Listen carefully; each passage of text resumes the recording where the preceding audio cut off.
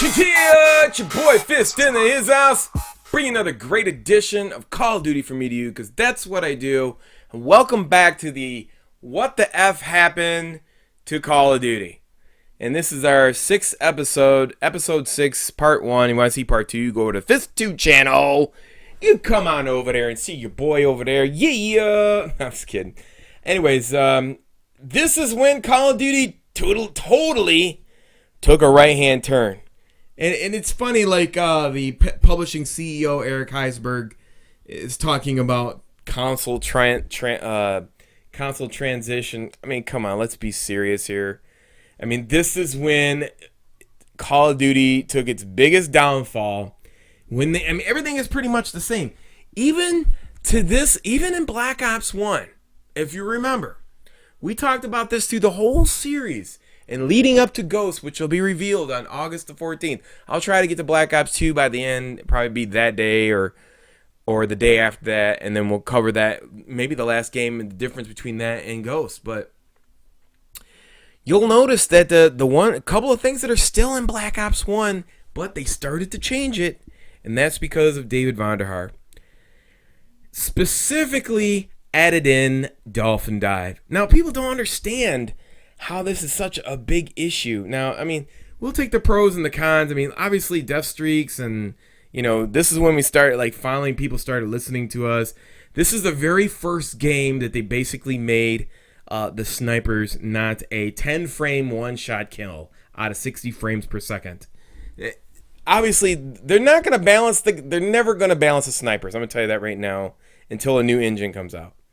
So this is when you start to see, and this is how I want to explain, standing to prone is 30 frames per second in Black Ops 2. This is when you started to see the demise of prone position in Call of Duty. And taking out prone position out of any Call of Duty is a prime factor in hand to controller to video response action in the game. And that means that, you have one less option that is a huge option, and that's part of a military shooter, is taking cover. I mean, you can't even take cover in a regular Call of Duty Black Ops 2 game because the frame rate from standing to prone is so fast. But what's even worse is that now that it was introduced into this game, Dolphin Diving, how many times has anybody used Dolphin Dive? I posted a video on an Fist2 channel. You'll look over there about a sniper shooting me. And I specifically used Dolphin Dive because I knew I was going to get sniped.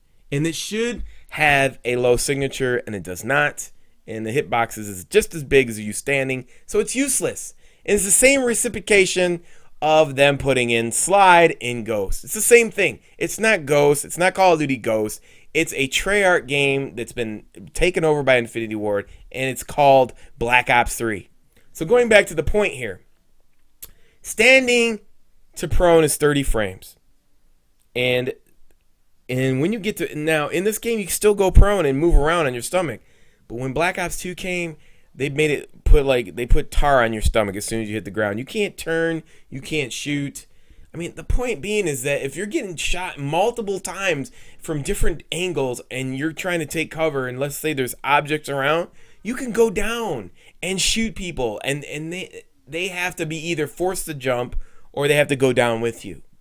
And that's the thing. Like, when somebody's shooting a gun at you, you want to take cover. You don't want to dolphin dive and be vulnerable to dolphin diving. I said this when this first came out, was going to be destruction of Call of Duty, not the action itself, because it can be corrected and they don't know how to. They just, like I said, when they make Call of Duty games, they make games with blinders on. They just focus on one new thing, and here's the selling point, here's prestige package, here's dolphin diving.